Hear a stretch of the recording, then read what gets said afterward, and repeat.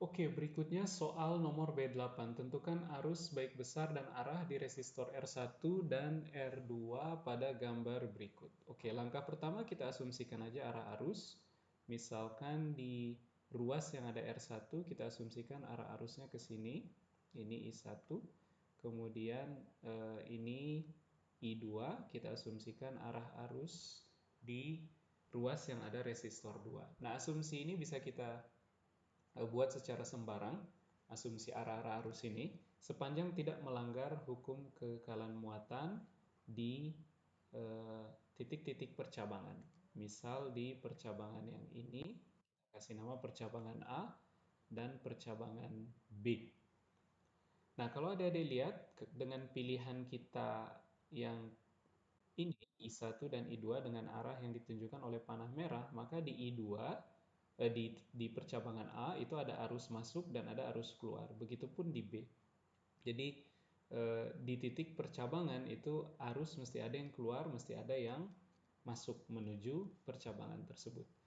Nah, kemudian berikutnya kita bikin sebuah loop untuk menyelidiki variasi tekanan di sepanjang loop. Kita pilih misalkan loop pertama yang ini.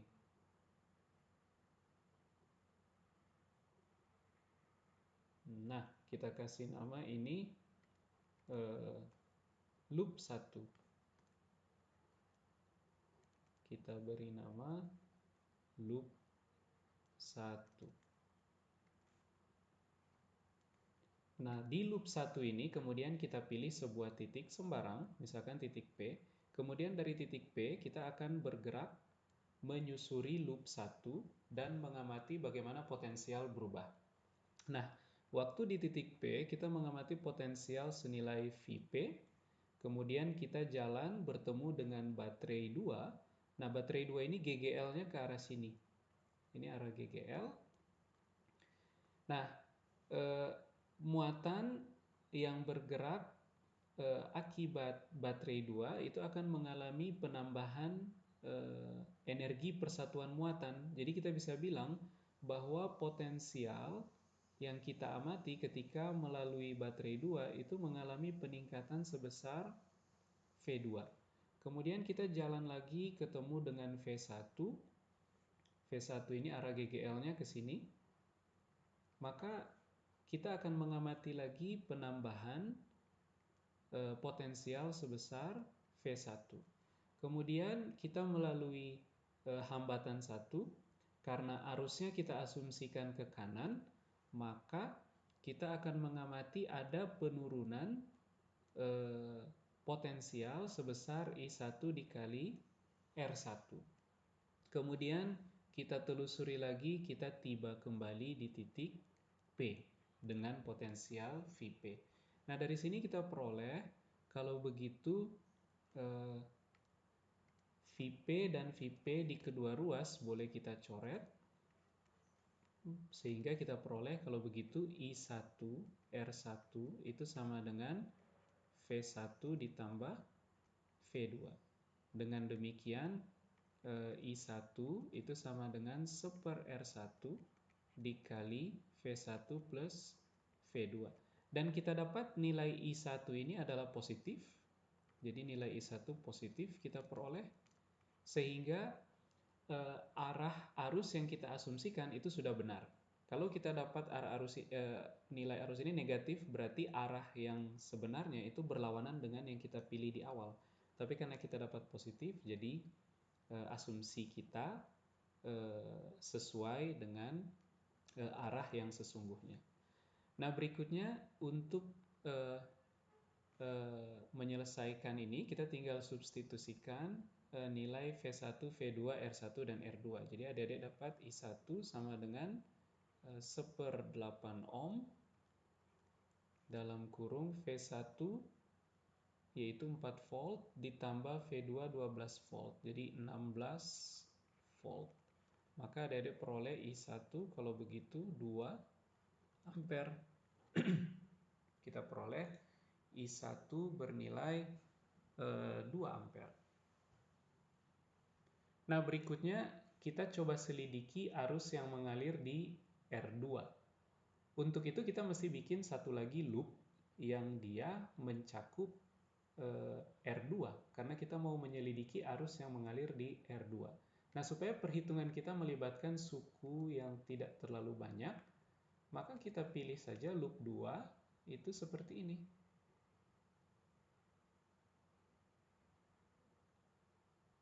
Nah, ini adalah loop 2 kita. Nah, untuk loop 2, bila kita selidiki perubahan potensial di sepanjang loop 2, kita pilih lagi titik P, bisa di titik yang sama dengan yang loop 1. Maka di titik P kita mengamati potensial sebesar Vp, kemudian kita jalan menemukan baterai kedua dan kita jalan searah GGL, jadi kita akan mengamati penambahan potensial sebesar V2. Kemudian kita jalan lagi, kita ketemu dengan R2. Tapi ketika ketemu R2, kita sedang menyusuri R2 berlawanan dengan arah arus yang kita asumsikan di awal. Jadi yang akan kita amati justru penambahan potensial sebesar I2 R2. Kemudian kita tiba kembali di titik P.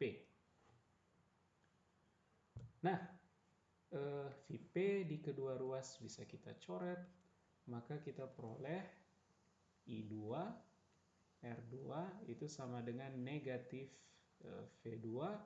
Kita peroleh I2 sama dengan min V2 per R2.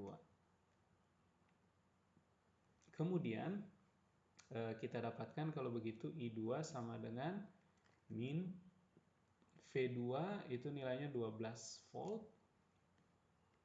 12 volt dibagi dengan R2. R2 itu 2 ohm. Sehingga kita peroleh I2 sama dengan negatif 6 ampere. Nah, tanda negatif ini berarti arah I2 sesungguhnya itu berlawanan dengan asumsi awal. Dengan kata lain, I2 yang seharusnya kita gambarkan pakai warna biru, I2 yang seharusnya itu ke arah sini. Ini I2 yang benar. Oke. Nah, dengan demikian kita peroleh arus di setiap resistor besar maupun arahnya.